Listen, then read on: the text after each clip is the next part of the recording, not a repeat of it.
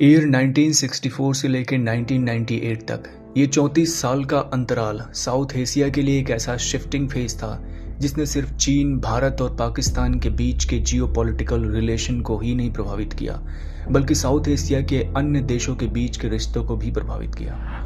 मैं बात कर रहा हूँ न्यूक्लियर वेपन्स की, जिसे एक देश के लिए हासिल करना इतना इम्पोर्टेंट हो गया कि यद्यपि जीडीपी का एक बड़ा हिस्सा अगर इसे बनाने में लग जाए तो कोई गम नहीं।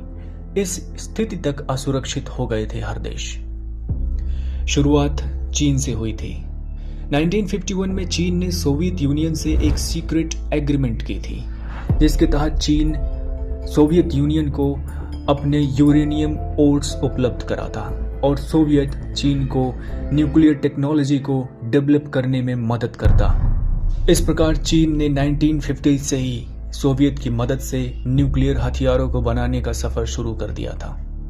हालांकि बाद में सोवियत और चीन के बीच रिश्तों में कुछ गिरावट आई और सोवियत ने इस एग्रीमेंट से अपने आप को पीछे हटा लिया और मदद करने से रोक दी।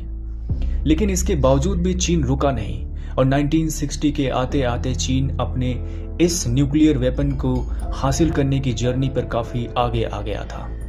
16 अक्टूबर 1964 भारत और चीन के युद्ध के 2 साल बाद सुबह 7 बजे चीन ने लोकनूर नामक जगह पर 20 किलो टन का न्यूक्लियर टेस्ट कर दुनिया को चौंका दिया। इसके बाद चीन तकरीबन हर साल एक न्यूक्लियर टेस्ट किए जा रहा था। अब भारत एक ऐसी स्थिति में आ गया था कि नेशनल सिक्योरिटी के इंटरेस्ट से अब सिमिलर एक्शन लेना सिर्फ नेशनल ड्यूटी ही नहीं बल्कि मजबूरी भी था। अक्टूबर 31 चीन के न्यूक्लियर टेस्ट के ठीक 15 दिन बाद भारत में चीन के एम्बेसी से एक केबल चीन को भेजा गया, जिसका टाइटल था India's reactions to China's nuclear test.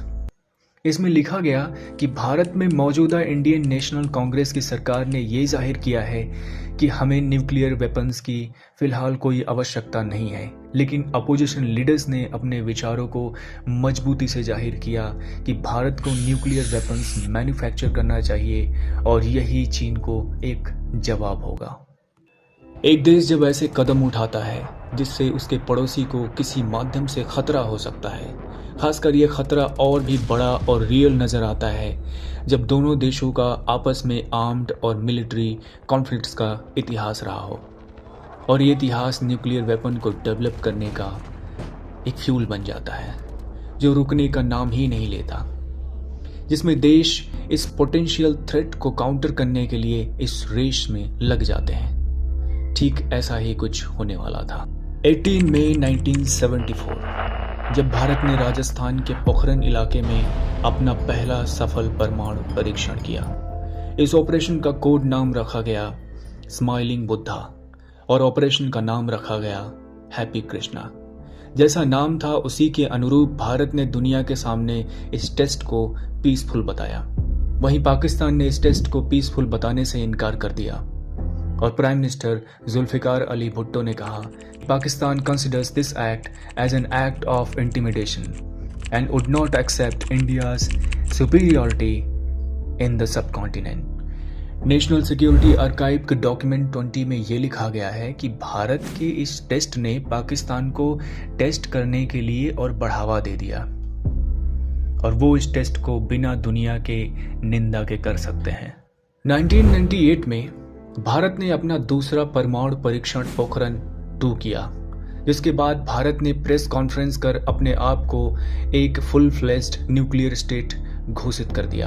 India conducted 3 underground nuclear test in the Pokhran range. ठीक 2 हफ्ते बाद बॉर्डर उस पार भी 28 मई 1998 को Pakistan Chagai first nuclear test करता है। Pakistan today successfully conducted 5 nuclear tests. शुरुआत चीन से हुई।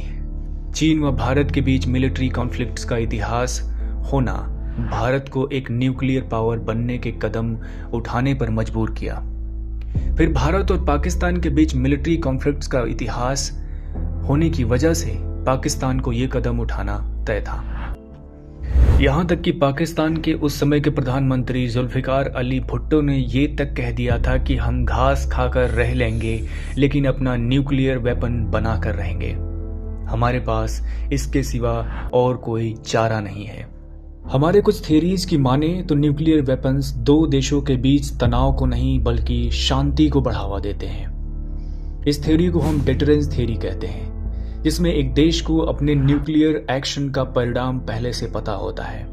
वो ये कि अगर मैं किसी देश पे न्यूक्लियर अटैक करता हूँ और इसमें मैं जीत भी जाता हूँ तो मुझे इसका जश्न मनाने के लिए कुछ भी नहीं बचेगा। तो अच्छा होगा कि हम एक दूसरे को प्रवोक न करें। इस तरह से पीस मेंटेन रहता है। लेकिन हमें ये जानना होगा कि थियरीज किसी भी मुद्दे का फाइनल कंक्लूजन नहीं होते।